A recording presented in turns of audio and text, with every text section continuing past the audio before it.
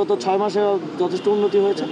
এই ছোটোখাটো অপরাধগুলোকেও এখন যেহেতু আমাদের ল এনফোর্সিং এজেন্সিস অ্যাড্রেস করছে, এটাও সিগনিফিকেন্টলি কমে আসবে।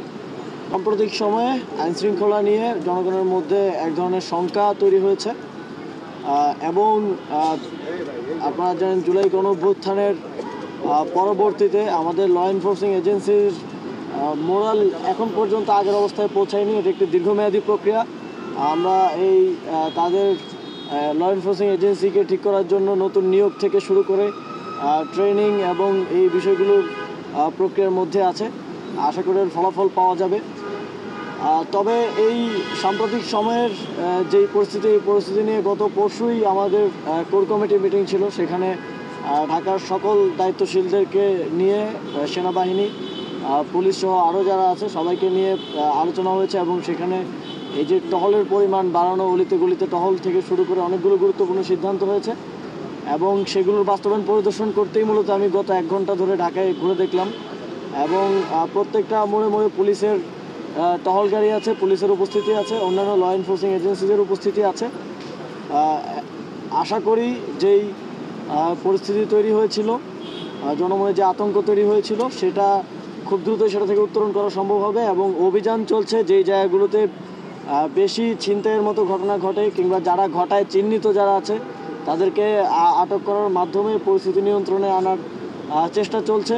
আশা করি খুব দ্রুত সময়ের মধ্যে এটা নিয়ন্ত্রণে চলে আসবে। আপনারা যদি একটা জিনিস দেখেন যে অগাস্ট সেপ্টেম্বরে বড় ধরনের অপরাধ অর্থাৎ হত্যা থেকে শুরু করে বড় ধরনের যে অপরাধগুলো ছিল সেটার পরিমাণ কিন্তু সিগনিফিকেন্টলি রিডিউস হয়েছে। ডাকাতি, হত্যা সিগনিফিকেন্টলি রিডিউস হয়েছে। তবে ছোট ধরনের অপরাধ যেমন ছিনতাইয়ের মতো ঘটনাগুলো ইদানিং একটু বাড়ছে। আমরা এটাকেও সরকার অ্যাড্রেস করছে, এটাকেও আমাদের ল এনফোর্সিং এজেন্সিস অ্যাড্রেস করছে।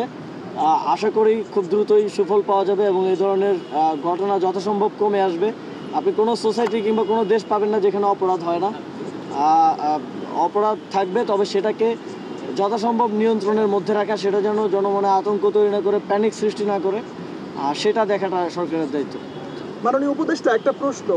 আপনাদের মধ্যে অনেক সমন্বয়ক সহ দেশের মানুষের একটা প্রশ্ন ছিল যে আপনি যেহেতু ছাত্র জনতার প্রতিনিধি, আপনি সেই হিসাবে পরিদর্শনে আসতেই পারেন, তবে আজকের এই পরিদর্শনটা কি স্বরাষ্ট্র উপদেষ্টার হতে পারত কিনা?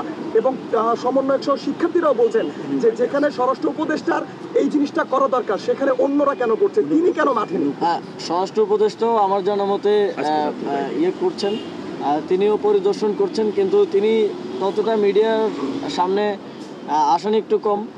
তবে তিনি পরিদর্শন করছেন আমার জানা মতে। তিনি এবং তার টিম প্রতি রাতেই বের হচ্ছেন, দেখছেন যে টহল ঠিকমতো হচ্ছে কিনা। সবসময় প্রচার না হলেই যে সরকার কাজ করছে না তা না, সরকার কাজ করছে, তবে সেটা হয়তো ঠিকভাবে প্রচারটা হচ্ছে না। কোনো ঘটনা ভাইরাল হলেই আপনি কি মনে করেন যে এখন যে ধরনের অপরাধগুলো হচ্ছে, বিগত সময়ে তো এত অপরাধ হয়নি, তাহলে এই অপরাধের পিছনে কি আসলে অন্য কোনো উদ্দেশ্য আছে নাকি এটা ন্যাচারাল কোনো ব্যাপার? আমরা একটু স্ট্যাটিস্টিক্সটা যদি দেখি তাহলে আসল নাম্বারটা হয়তো আমরা বলতে পারবো। তবে যেটা হয় যে একটা ঘটনা ভাইরাল হলে কিংবা এটাকে কেন্দ্র করে এক ধরনের প্যানিক সৃষ্টি হয়ে যায়। প্যানিক সৃষ্টি হলে মনে হয় যে অনেক বেশি হয়তো অপরাধ হচ্ছে।